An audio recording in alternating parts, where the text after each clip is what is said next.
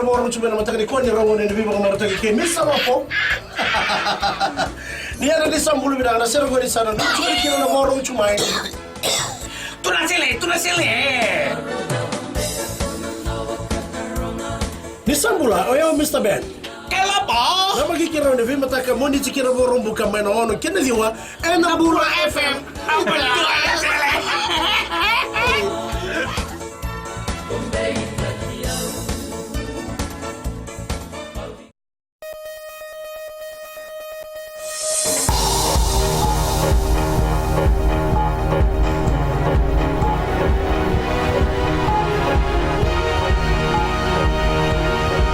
Good evening, this is FBC News. I'm Jackie Spade. Tonight, more Fijians for Australian Seasonal Workers Program. Lands Ministry looks at changing old legislations. And FBC secures World 7 Series TV rights.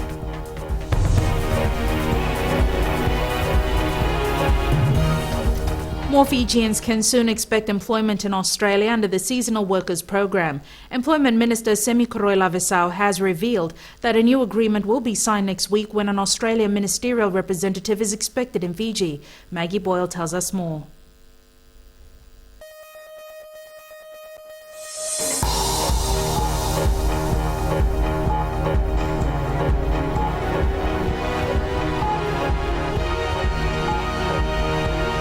Good evening, this is FBC News. I'm Jackie Spate. In this bulletin, strong stench from burnt MH supermarket stirring anger amongst residents. Fiji and Australia to sign new deal for extension of seasonal workers program. And the Princess of Jordan shares a light moment with patients at the Nandi Hospital.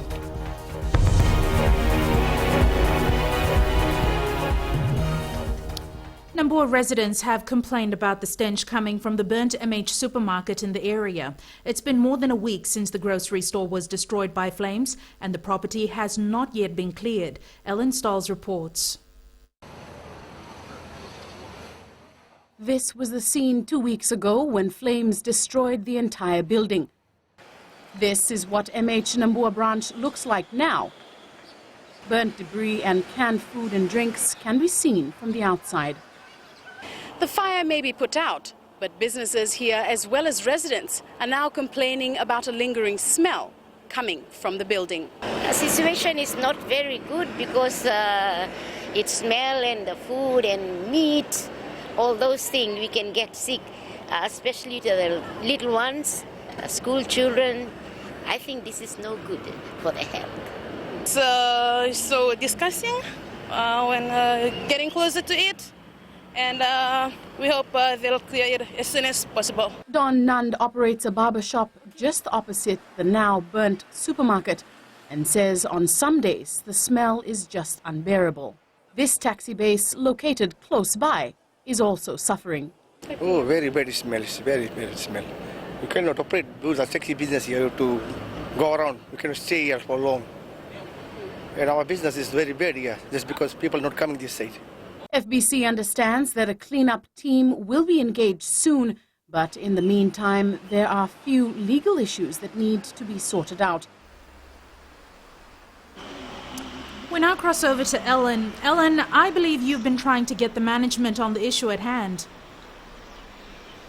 Yes, Jackie. Residents living in the area say they have been affected by the bad smell. We've been getting numerous calls from businesses as well as residents around the building and just to call in to voice their complaints. Some are concerned that if not cleared, it could pose some health risks as well. Now, questions have been sent to a one Daniel Whippy of Carpenters, who I've been told is responsible for putting a team together to clear the debris. But as of now, we are still awaiting answers.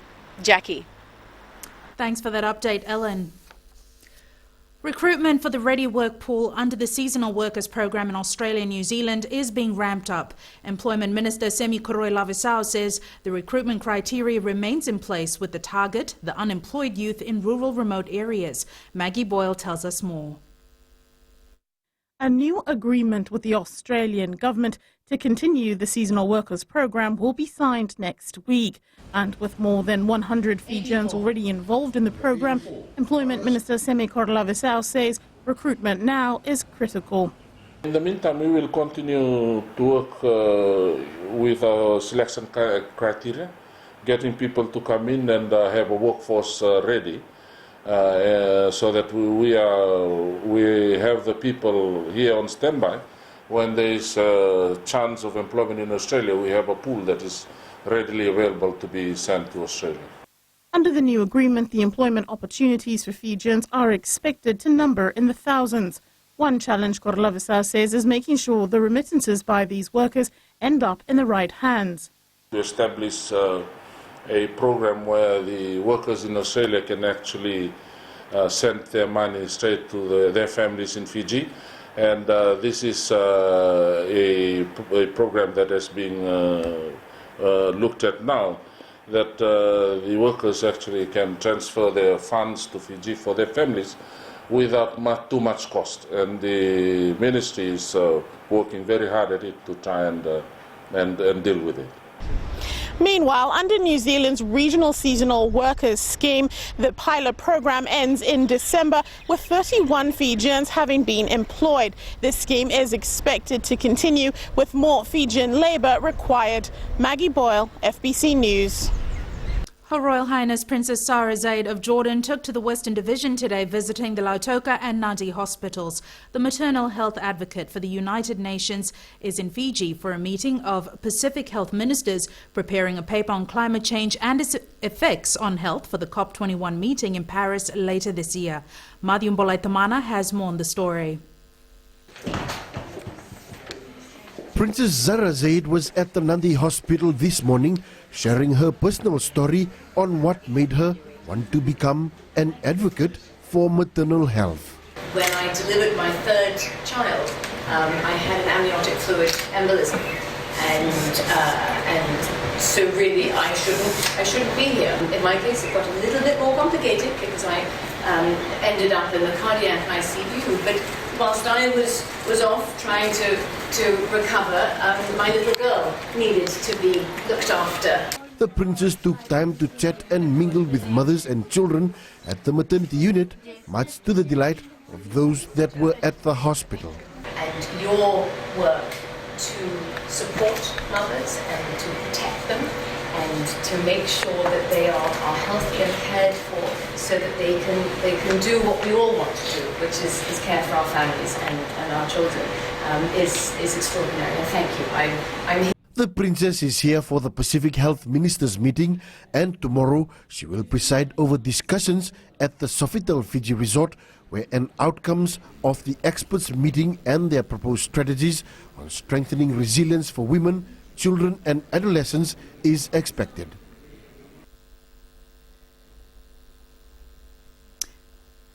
We now cross over to Madhu, who joins us from our West office in Nandi. Madhu, talk to us more about this Health Ministers meeting and how this ties into climate change. Jackie, Her Royal Highness Princess Zara Zaid is in the country to be part of a meeting on climate change and the effects on maternal health in the region. It's hosted by health and climate change experts who are preparing a paper that will be presented at the COP21 climate change meeting in Paris later next month.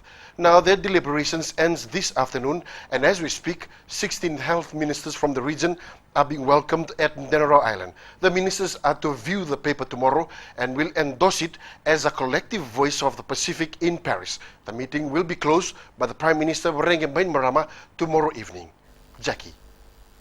Thanks for that update, Madhu. The Ministry for Land and Mineral Resources is working towards bringing in a new legislation called Property Evaluation Act. The act will see a major change in the way the property market operates in Fiji and help to regulate the practices of the values in Fiji. Deputy Secretary Malakai Nalawa says the ministry is looking at reviewing a lot of its archaic legislation and bringing in new ones. So far, we do not have a property, as I've said, and being the hub of the Pacific, unfortunately, we do not have that in place. What we have got there is, I think Solomon and PNG, they've got the Property Evaluation Act. The ministry is currently working on a draft which will be presented to Cabinet, after which they will carry out consultations with the general public. Still to come on FBC News, changes made to livestock slaughter legislation.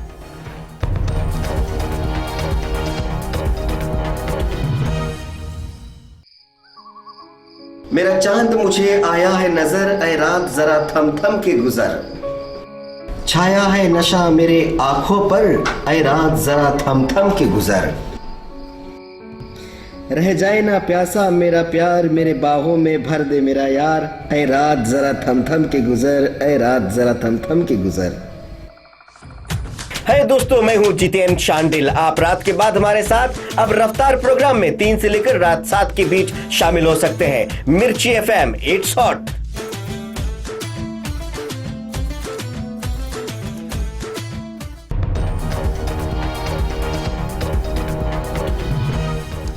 Livestock will no longer be transported from the outer islands to the main abattoir in Viti Levu. Animals will be slaughtered at local abattoir and the meat then shipped. The Ministry of Agriculture says this will reduce costs and at the same time combat diseases that affect livestock. Savaira Tambua has more. Under the new Meat Industry Act, livestock are now to be transported to the rural slaughterhouses before it is transported over to either the Fiji Meats Industry Board abattoir at 9 Mile Sinasinu or in Vunda Lotoka. Most of the cattle that are normally slaughtered here in the Central Division in 9 miles are normally shipped across from Bonolebu, which takes 3 days of mustering, a day of loading, a day of actually moving them across by boat, and 1 day at the slaughterhouse. That's 5 days in total. And if you can slaughter them in Bonolebu, it reduces the time that cattle are normally stressed, and that normally contributes to the quality of the meat. But it also addresses animal welfare side of the work. Director Animal Health and Production Thomas Itunambuna says some livestock are transported for more than 2 days without food and water, and this does not improve the quality of meat for consumption. We have seen the difficulties that we have faced for transporting live animal, and for some other reasons like disease aspect.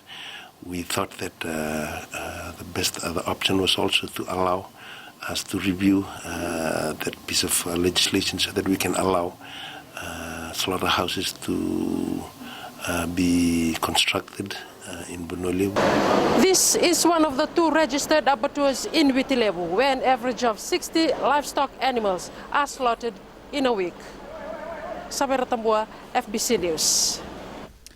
27 police officers are being educated and informed about human rights at the Fiji Police Academy. Shrita Prasad has more. Superintendent of Police Akuiliniasi Savo says human rights are global and there is a need for police officers to observe the rights of individuals. We expect the objectives of this course is for the participants to explain why human rights is relevant to law enforcement. That is one of the main areas. And secondly, is to describe key international human rights instruments that is relevant to the work of the Fiji Police Force or the law enforcement officers. The 5-day seminar covers human rights, law enforcement and investigation. It also involves upholding human rights of those under arrest, interviewing those with law enforcement or human rights complaints, and the rights of children. The officers are being trained by UN Human Rights Officer Johan Olagen from Geneva. We look at how to strengthen the integration of international human rights standards into the Fiji police, into training, into the operational policies and so on. And in fact this is just the first step, and we are looking at working together to then take what we've learned during this training to see what could be further steps for the Fiji police to take to put this in practice. The 5 days of training on human rights and law enforcement ends on Friday. Shriti Prasad, FBC News. In an effort to reduce cancer, the World Health Organization has banned paraquat, and some countries around the world are banning glyphosate. Both are known to contain substances that can cause cancer and are readily available in Fiji. The question now is, does Fiji follow suit? The Foundation for Rural Integrated Enterprises and Development, or FRIEND, has launched a campaign to ensure the regulation of pesticides for public health. Moderator of the discussion, Karen Mapusa, of the Pacific Organic Ethical Trade Committee, says the public needs to get on board to make the drive for regulation a reality. Is intended to control the use and also the distribution of chemicals and pesticides in the country, contributing to food safety and reducing general health risks. Unfortunately, most farmers and others who use these substances in Fiji don't wear any protective gear and are vulnerable. And there are those who consume fruit or vegetables containing such chemicals.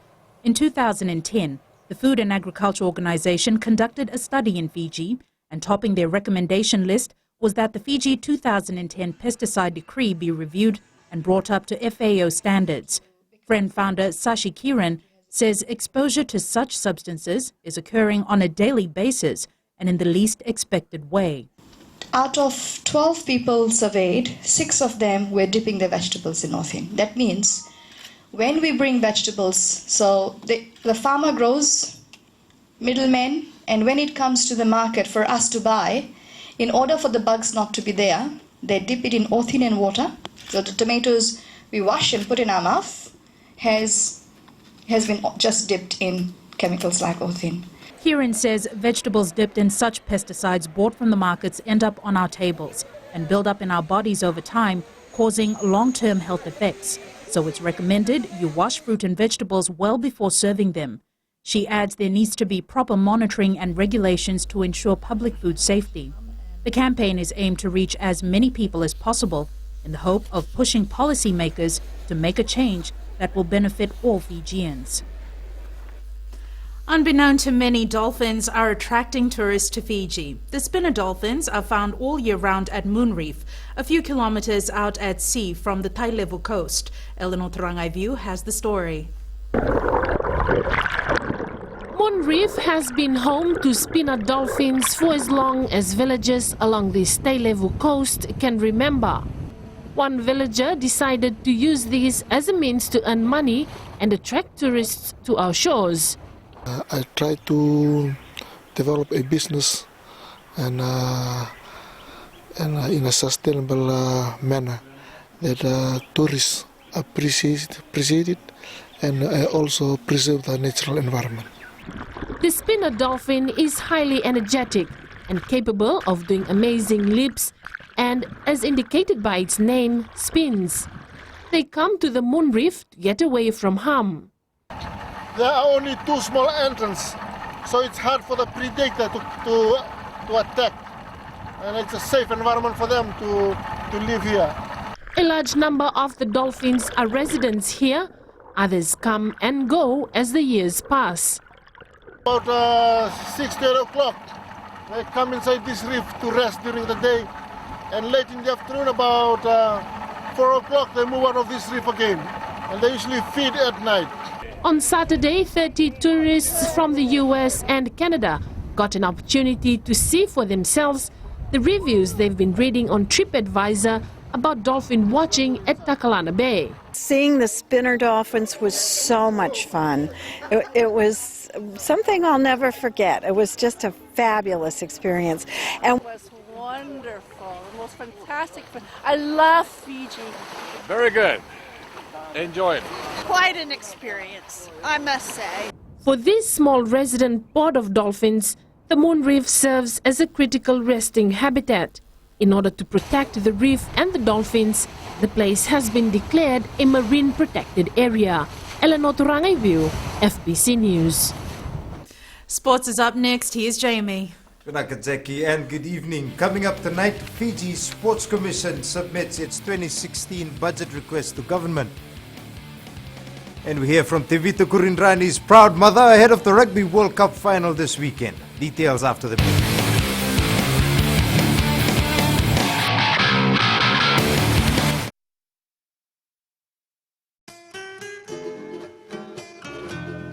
Imbula bina na turangan na marama na turbugi na ngone lewa. Imbula bina rangone.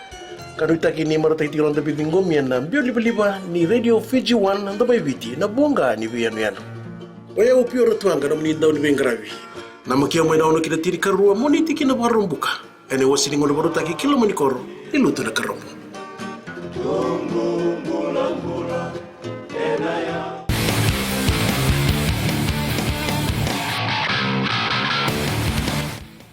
The Fiji Sports Commission has put forward to government a 2016 budget request of $14 million. As Salin Daudakdaka reports, this is $4 million less than this year. The Fiji Sports Commission has submitted its budget request for next year, and the majority of it is centered around the country's participation in the Rio Olympic Games. We very carefully study this before we submit it to finance, and especially this year with the one-off Olympics, that's almost 50% of our funding request. So for preparations for rugby and for the teams going to the Olympics will take up nearly a half of the total budget. The Commission has also been talking to local federations about their financial needs for next year. What we get submitted back in July of last year was way over 20 million. So we then fine-tune it after discussion with the sporting bodies, especially with Fbctv and especially with Rugby Union, which is another big body of funding. 2016 may not have as much international tournaments as this year, but the Sports Commission is just as determined to give our athletes the best support available. Talento Dakataka, FBC Sports. Tevita Kurindrani will become the third Fijian to play in a World Cup final when the Wallabies take on the All Blacks on Sunday.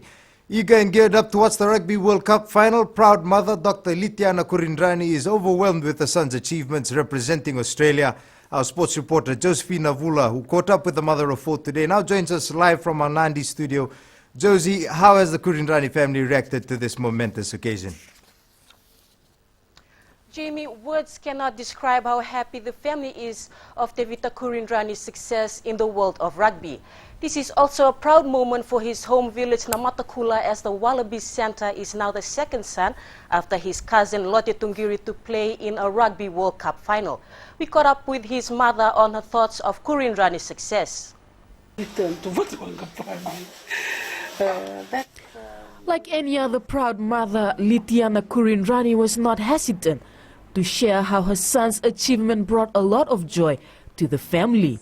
I just thank God for the provision that has enlightened Tevita to be part of this Rugby World Cup.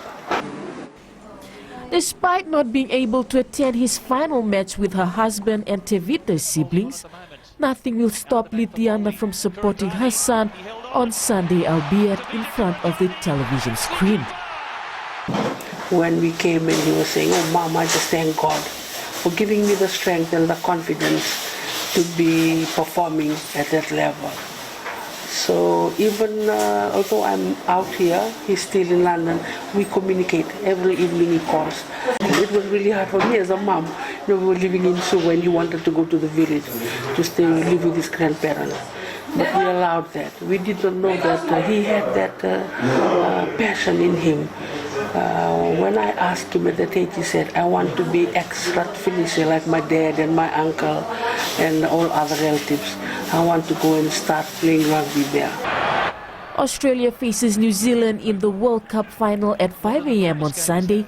Argentina will meet South Africa in the third and fourth playoff at 8 a.m. on Saturday. Josephine Vula, FBC Sports. And of course, you can watch both those matches live on Fbctv. Former Samoan international Sean Easthope has been appointed as FIFA's development officer assigned to Fiji football. President Rajesh Patel says the inclusion of Easthope as development officer is a boost for the association and will enable Fiji FA to further develop local players. Easthope played as a midfielder and represented Samoa at the FIFA World Cup Oceania qualifiers last year. 14 local players have been named in the Fiji futsal side for a 3-match tour to New Zealand in December. The team is made up of development players and have been camping at the Fiji football headquarters in Suva for the past month. The player support is there. If you look at this team we have now sitting in front of us, average I would say 20-22. So I don't think we have any issues with our next team, plus many more to come in. Fiji plays its first match against New Zealand on 15th December in Auckland. The side will also play 3 build-up matches prior to the tour against Waikato, Bay of Plenty, Auckland and FC Faran of New Caledonia. Nandi will be fielding more than 100 athletes from 20 primary schools at the upcoming Chow Games next month. Nandi Primary Schools Athletics Association President None Bongo says they have started their training sessions and the students have been showing a lot of improvement. We have 2 trials whereby we've managed to get the elite athletes. We've designed specific training programs, get 3 phases, and we're aiming to improve on our performance. Nevongo adds they will have their final trial at the Natamboa grounds this Saturday. The 2015 Chow Games will be held on the 20th and 21st of next month at the NZ Stadium in Suva. That is your sports for tonight. It's back to Jackie now with business.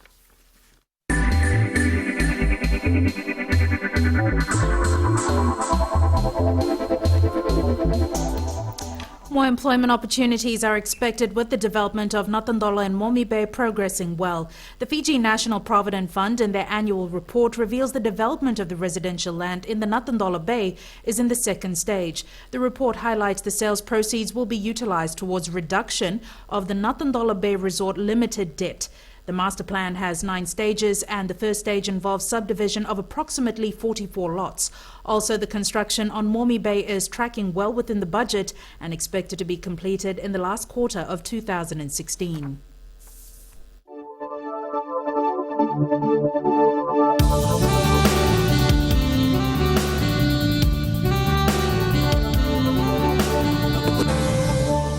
Conditions were perfect as we witnessed another clear and beautiful day with no reports of rain. In temperatures, once again, Lambasa had the high at 33, Savu and Suva were at the cooler end of the scale in the high 20s. Tomorrow's forecast calls for more sunshine and conditions about the same as today. And for Thursday, expect more blue skies with the chance of brief showers late in the day. And recapping the main stories tonight, strong stench from burnt MH supermarket stirring anger amongst residents. Fiji and Australia to sign new deal for extension of seasonal workers program. And the Princess of Jordan shares a light moment with patients at the Nandi Hospital. Our poll question this week, we're asking, are you happy with the 7 hours given to use fireworks on Diwali Day? Visit our FBC website to take part. Remember, you can send us newsworthy pictures and videos on email citizenseyes@fbc.com.fj or share it with us via Facebook page FBC News. And if you're on Twitter, follow and tweet us your news tips at FBC_news or simply #FBC News. You've been watching FBC News. I'm Jackie Spade. See you tomorrow.